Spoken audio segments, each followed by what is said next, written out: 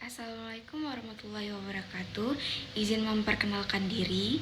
Nama saya Julia Heva Arilia dari kelas 4B dengan NPM 233110043. Di sini saya akan menjelaskan sedikit materi tentang CPOB guna memenuhi tugas video mata kuliah Formulasi dan Teknologi Sediaan Steril dengan dosen pengampu Bapak Apotekar Isbiantoro SSI MKM. Produk steril adalah bentuk sediaan obat yang terbagi-bagi yang bebas dari mikroorganisme hidup, termasuk sediaan steril preparat, sediaan parenteral, obat suntik, preparat untuk mata, dan preparat irigasi, misalnya infus. Penggunaan tidak melalui garis pertahanan tubuh manusia, yaitu membran kulit dan mukosa, maka sediaan ini harus bebas dari kontaminasi mikroba dan bahan-bahan lainnya. Sesuai dengan CPOB, produk steril dibuat dengan persyaratan yang khusus. Tujuannya untuk memperkecil resiko pencemaran mikroba, partikulat, dan pirogen. Pembuatan produk steril harus sepenuhnya mengikuti metode pembuatan dan prosedur yang ditetapkan secara ketat karena risiko yang ditimbulkan dari obat jenis juga sangat besar, seperti misalnya sepsis, yaitu inflamasi yang disebabkan oleh preparat steril yang tidak memenuhi syarat. Proses pembuatan produk steril. Secara garis besar, proses pembuatan produk steril dibagi menjadi dua karakter, yaitu yang pertama, produk disterilkan dalam wadah akhir, sterilisasi akhir, post-sterilization. Kedua, produk diproses secara aseptis pada sebagian atau semua tahap.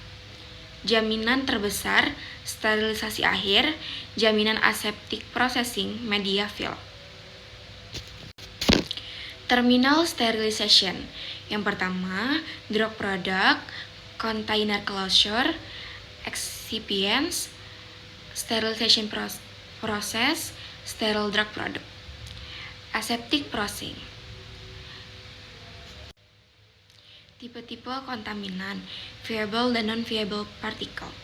Partikel-partikel, debu, serat, atau material lainnya tersuspensi di udara dapat menyebabkan terjadinya kontaminasi produk. Partikel-partikel ini bisa jadi mengandung organisme hidup, misalnya bakteri, jamur, spora, dan lain sebagainya. Semakin banyak partikel yang ada di udara, maka semakin rentan terjadinya kontaminasi produk. Sumber-sumber kontaminasi ada lingkungan, personal, atau mesin atau peralatan. Yang pertama, udara atau lingkungan. Udara merupakan sumber kontaminan utama dalam proses pembuatan obat, sehingga di dalam CPOB diatur adanya syarat ruangan. Kualitas produk sangat dipengaruhi oleh kualitas udara yang ada. Persyaratan HVAC dalam proses pembuatan obat diatur sangat ketat dalam CPOB. Yang kedua, manusia atau personal. Terdapat lebih dari 200 jenis spesies bakteri yang berbeda yang ditemukan yang berhubungan dengan manusia. Bakteri-bakteri tersebut ditemukan di usus halus, mata, hidung, mulut, rambut, dan kulit. Kulit manusia dapat mengandung 1000 mikroba. Mesin dan peralatan. Meskipun terlihat sangat halus, permukaan mesin atau peralatan dapat menjadi gudang bakteri. Permukaan kritis yang bersentuhan langsung atau berakibat langsung terhadap sterilitas produk, wadah, atau tutupnya. Permukaan kritis ini harus senantiasa dijaga sterilitasnya sebelum dan selama proses produksi berlangsung. Persyaratan CPOB. Yang pertama, umum, personalia, bangunan atau fasilitas, peralatan, sanitasi, air, pengolahan, sterilisasi, filtrasi produk yang tidak dapat disterilkan dalam wadah akhirnya, penyelesaian produk steril, pengawasan mutu. Bangunan, desain bangunan, klasifikasi ruangan bersih dan sarana udara bersih. Area bersih untuk pembuatan produk steril digolongkan berdasarkan Karakteristik lingkungan yang dipersyaratkan. Tiap kegiatan pembuatan membutuhkan tingkat kebersihan ruangan yang sesuai dalam keadaan operasional untuk meminimalkan risiko kontaminasi oleh partikulat dan atau mikroba pada produk atau bahan yang ditangani.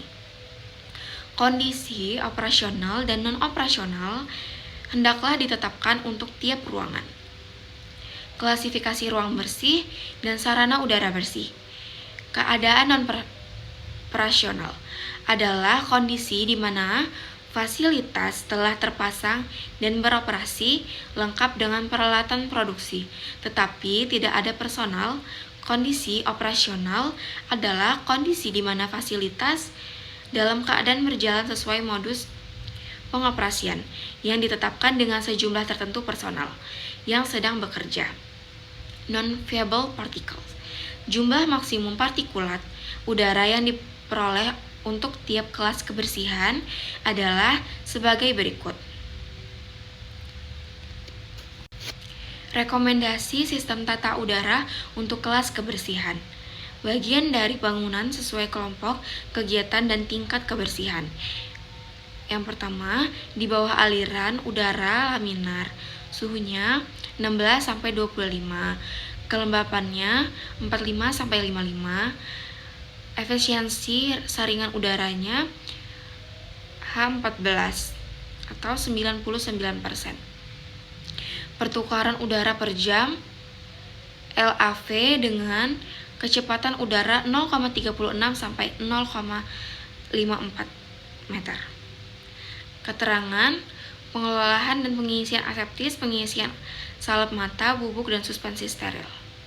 Ruang steril 16-25, kelembapannya 45-55, H14 99%, terus pertukaran udaranya minimal 20 kali, lingkungan latar belakang zona kelas A, urut pengolahan, pengisian aseptis. Konstruksi bangunan. Standar konstruksi bangunan untuk suatu ruang bersih lebih tinggi dari bangunan lain. Bahan konstruksi yang digunakan berbeda dengan yang digunakan untuk ruangan lain. Ruang bersih dibangun dengan struktur kedap udara. Permukaan ruang bagian dalam harus licin, mudah dibersihkan, dan disanitasi. Di dalam ruang bersih, semua permukaan bangunan yang terpapar ke lingkungan hendaklah tahan atau kedap air, tidak retak atau berpori, tidak melepas serat dan mengakumulasi partikel debu mikroba, tidak dapat celah-celah yang sulit dibersihkan, peralatan yang tidak diperlukan, lemari, perabotan, berlaci, rak, atau lainnya. Hindarkan pintu dorong, plafon semu, dilapis rapat. Ketentuan sistem pipa. Sedapat mungkin pipa dan saluran udara dipasang di luar atau di kotak pembungkus. Iritasi pada atau instalasi pipa dan saluran yang tepat tidak berlekuk atau berlubang. Ujung pipa tertutup rapat. Tahan terdapat korosi dan zat kimia lain. Tahan terhadap stres fisik, suhu, tekanan. Hindarkan penggunaan bahan sambungan yang tidak sesuai atau sambungan berulir. Isi pipa tidak terenggenang, label identitas isi pipa dan arah air. Klasifikasi ruang bersih dan sarana udara bersih. Ruang bersih dan sarana udara bersih dinyatakan terkualifikasi setelah didapat hasil yang stabil dan memenuhi persyaratan selama 5 berturut-turut pada kondisi non-profesional. Untuk tujuan klasifikasi, hendaklah dipakai alat penghitung partikel-partikel dengan selang pendek untuk pengambilan sampel, karena akan terjadi presipitasi yang tinggi dari partikel. Apabila menggunakan sistem pengambilan sampel dan jarak jauh yang menggunakan selang yang panjang pada sistem aliran udara, hendaklah digunakan sampel head isokinetis. Airflow test digunakan untuk mengukur kecepatan dan keseragaman aliran udara. dan tingkat jumlah pasokan udara. Pengukuran distribusi kecepatan aliran udara ini diperlukan dalam ruang aliran udara searah dan jumlah pasokan udara untuk non-lab. Laju kecepatan aliran udara, pasokan volume yang udara disuplai ke instalasi bersih per unit. Waktu juga dapat digunakan untuk menentukan air change.